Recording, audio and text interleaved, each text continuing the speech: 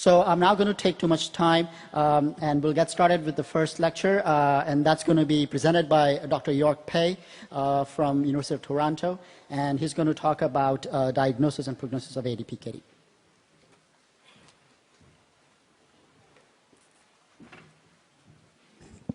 Thank you, Vishal.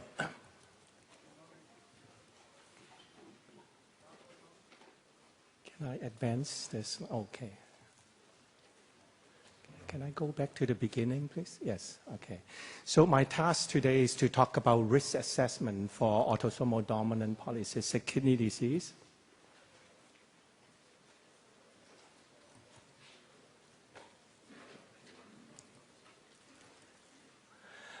So now that we have the first drug, disease mechanism modifier drug called Tolvaptan, approved for treatment of this disease, we have to identify patients who are most likely to benefit from this treatment because it is an expensive drug and it does have significant side effects. So this is just a kind of a summary of some of the key countries and regions in which Tolvaptan had been approved. And the approval indicate that patients need to be in a high-risk category. However, there's no uniform consensus of what patient would be regarded as high risk. So it is my task today to try to go over some of the evidence about the different prognostic tools that we have available, the potential advantage and shortcomings that they have that allow us to do risk assessment. When we think about risk of progression of ADPKD, we can think about using well-defined clinical symptoms and kidney function measure, the rate of change in kidney function or the degree of kidney dysfunction as marker to identify patients who may be at risk for fast progression. We can also look at total kidney volume because there's a fair bit of work suggesting that it is a good surrogate marker for stratifying patients at different risk groups, as well as genetics, and I will touch on all three areas. So first, kidney imaging-based prognostication. From the CRISP study, we have learned that kidney function in most ADPKD patients remains stable for the first 3 to 4 decades, and then only during the more advanced stage of the disease that it starts to decline, and it can decline fairly quickly. In the meantime, the kidney volume on average grows about 5% per year in a semi-logarithmic or exponential fashion in the adult lives of these patients. So total kidney volume has now been shown to predict kidney disease progression in ADPKD. This is data taken from the CRISP study in which a cohort of patients that are enriched with characteristics for progression were followed and observed with yearly MRI kidney volume and kidney function measurement. And you can see that from the beginning of the study and with advancing time, that the kidney volume increase associated with decline in the GFR. And this relationship become much more significant at the later stage. This is at 8 years, although now we have data up to 10 or 11 years. And what is interesting to note is that the correlation coefficient, when you square it, provides an estimate of the variance that is explained by this relationship, which is 42%. So it's fairly good, but not perfect. So the Mayo Clinic classification has been derived, and looking at a large cohort of patients that had total kidney volume measure and putting them against the age to provide a prognostic marker and about the risk of progression. And this work is also validated by looking at the serial decline of the GFR of these patients. And so according to this classification, you have the class 1 pattern, which is a typical PKD, showing generally diffuse disease involving both kidneys. And class 1A and 1B patients have relatively slow progression and is thought to be favorable prognostic group. And CDE, the much faster progressor. In the 1C group, I think because most patients would use an ellipsoid formula to estimate the total kidney volume, there's potential for misclassification to the 1D or 1B group. So in our mind, we kind of think of it as an intermediate group, whereas 1D, 1E are the severe fast progressor. If you use this classification, it is important to look at the imaging pattern, not just the kidney volume, because there is patterns that are associated with the so-called class 2 or atypical PKD cases. And this kind of pattern include unilateral polycystic kidney, asymmetric polycystic kidney, segmental or lopsided polycystic kidney. All these patterns in common is that there are some part of the kidney in a somewhat older individual who are completely disease-free or polycystic. And this pattern may correlate to a mechanism called somatic mosaicism. And they have a distinct and fairly good prognosis. And then there is another additional pattern associated with kidney atrophy involving one or both kidney. So these are the representative pattern that you can see. The atypical pattern, you can see sometimes you can really complete sparing of cystic disease involving one big part of the kidney, for example, here and here. And so all these patterns in common. So this is highly unusual for the classical polycystic kidney disease that are transmitted through the germline, but this is increasingly recognized and are suspicious of this phenomenon called somatic mosaicism. And these are examples of the atrophic kidneys. So we have the opportunity to look at a big cohort of patients that really reflect a real-world kind of setting of patients that come for risk assessment, close to 500 patients that we have MRI imaging, and then we find 7% of them had this kind of type 2 or atypical PKD pattern. So they need to be excluded.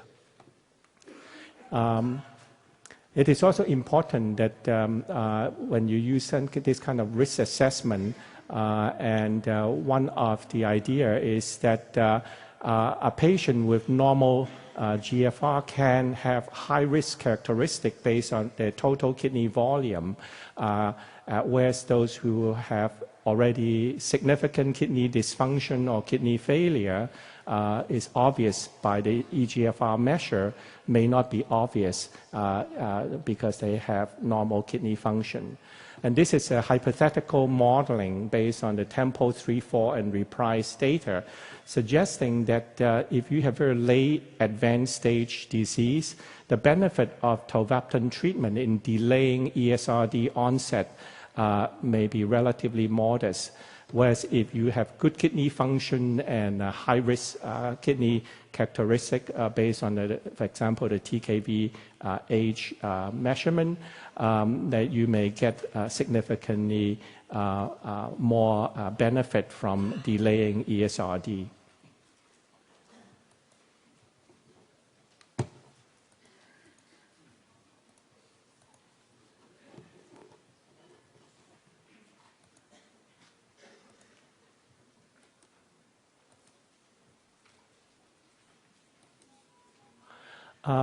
There's also data to suggest, well, maybe total kidney volume is not necessary. You could just measure the average length of both kidney. And if it's greater than 16.5 centimeter, it's just as good as using total kidney volume.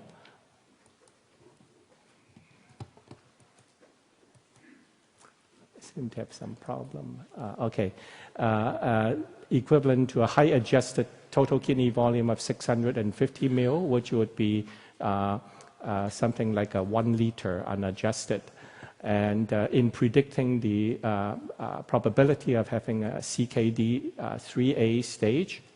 So this is the study that suggests using the CRIS cohort. However, I think that there are potential drawbacks of just using kidney length, and I just want to highlight it for you.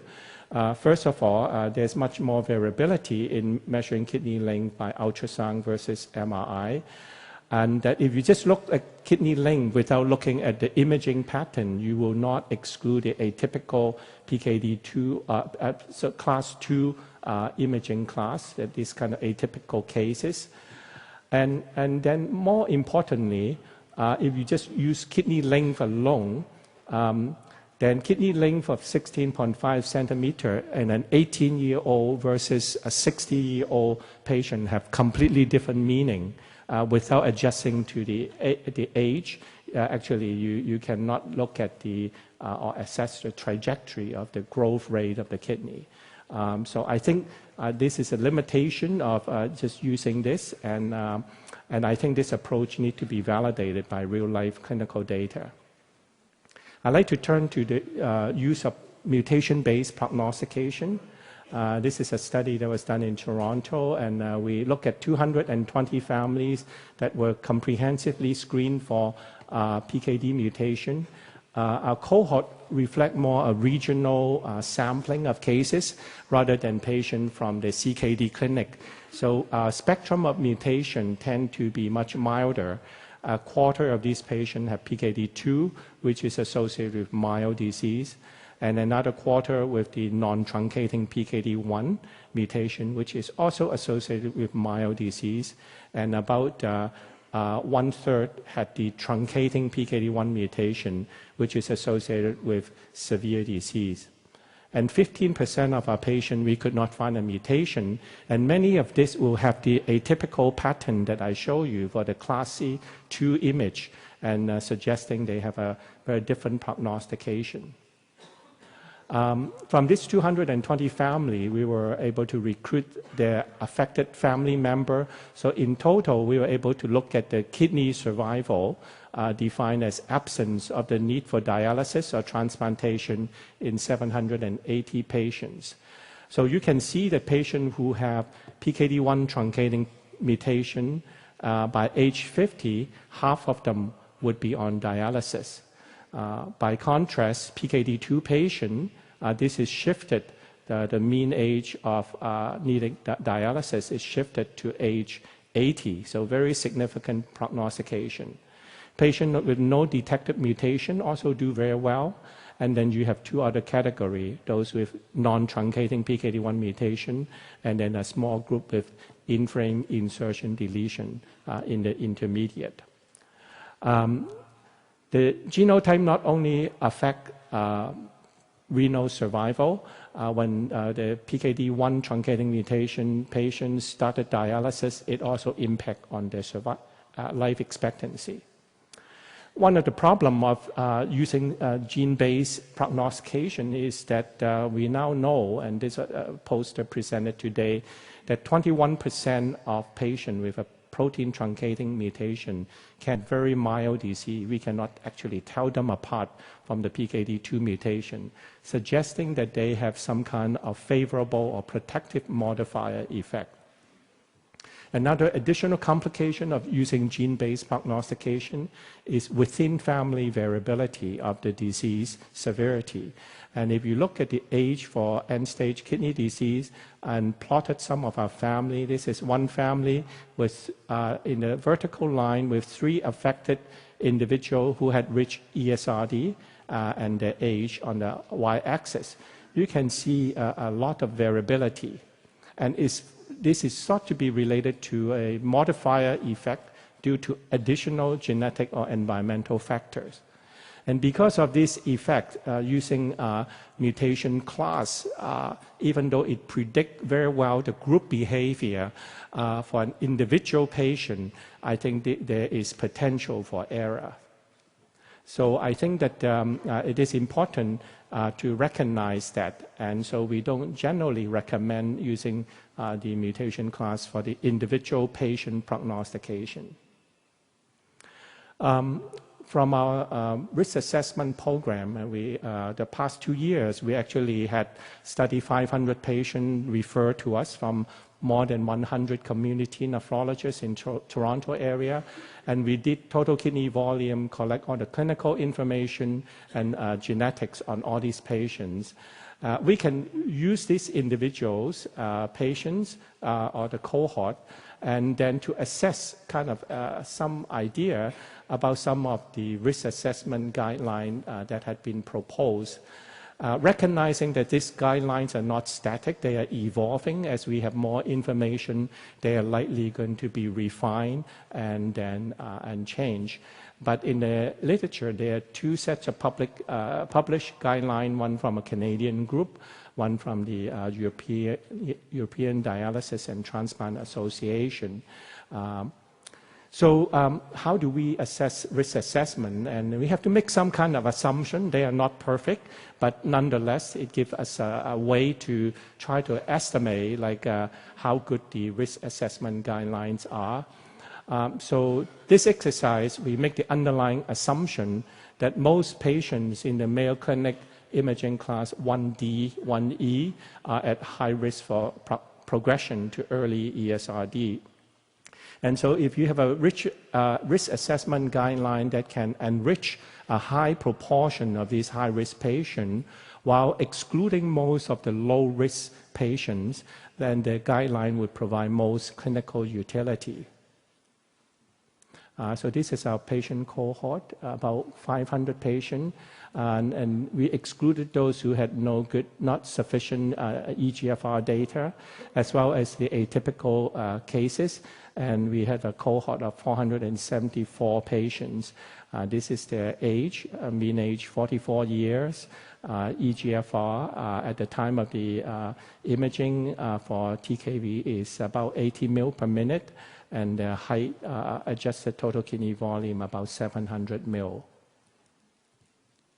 So the Canadian guideline, I just want to emphasize the strongest recommendation. This is for the use of Tolvaptan, and it was recommended that it should be used for patients between age 18 to 50, eGFR using the CKD-EPI formula greater than 45 ml per minute, and TKV greater than 750 ml. So how does it perform if we apply these guidelines in our real-life cohort?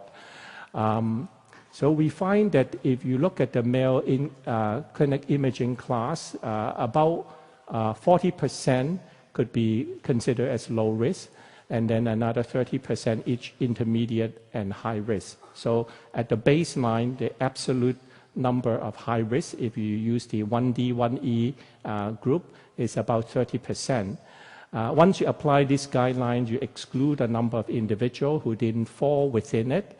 Then what you then get is here, you do enrich from a relative proportion of like from 30 to more than 60% in the high-risk group. But at the same time, you have 10% of the low-risk group being selected for Tolvaptan treatment. So these patients probably shouldn't be selected, and they would be receiving the drug inappropriately. The European guideline is using a different step algorithm, and the first step is to look at the eGFR at a certain range and over 3 different age strata, and then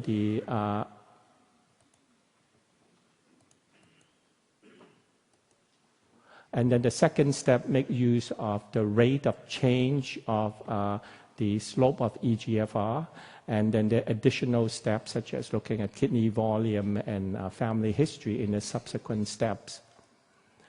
If we apply our cohort, again, the 30% had high risk 1D, 1E at the beginning. If the step 1, just the 3 strata of age and eGFR criteria, we find that about 55% of the 1D, 1E patient would be excluded at this step. And then if you apply the slope to identify rapid progressor, another 28% of the 1D, 1E in patient get excluded. So in the end, there's an enrichment, but there's also exclusion of a lot of the patient that would be considered as high risk if you use the Mayo Clinic 1D, 1E classification. So this is here. There are additional nuances that we have to wrestle with. This is just a plot of our data showing the high adjusted TKV, eGFR. We arbitrarily cut the patients into 4 quadrants, those with an high adjusted total kidney volume of 900 ml per meter, which is equivalent to 1.5 liter. Consider those above as a high risk category, and eGFR of 80 for normal or below normal kidney function. So you could see this group of patients who have big kidney and low eGFR are the ones who had high risk, big kidney and progression already to CKD stage. This group tend to be younger, have big kidney, but because they're younger, their kidney function remain normal. This group here are individuals who have low kidney volume and normal eGFR, and most of them would be expected to do quite well. But then we have a group here, which is a group that is a bit intriguing because this individual would be expected to have low kidney volume and yet reduce eGFR. So what is going on? So one thing we did find is going back to see these patients, because many of these blue dots are Mayo Clinic 1A, 1B, which would be thought to be the lowest risk group. What we find is that 30% of these patients, we also have measured, they are measured creatinine clearance. There's a discrepancy between the eGFR and measured creatinine clearance.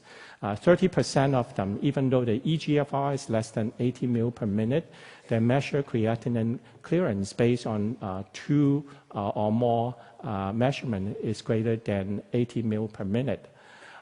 So that there may be a discrepancy and they may be potentially misclassified depending whether you believe measured creatinine clearance is a better test than eGFR. There may be other nuances. They could have concomitant kidney disease, diabetic nephropathy, GN, renal vascular disease. I think these are generally uncommon causes. Now that some of these patients have no mutation detected, we may also have to exclude other unusual causes, genetic causes of polycystic kidney disease. So in conclusion, risk assessment in ADPKD is an evolving process that needs to be refined by new clinical data and test technology. In our center, we use a Mayo Clinic imaging class. We think that it is probably the single best risk assessment tool.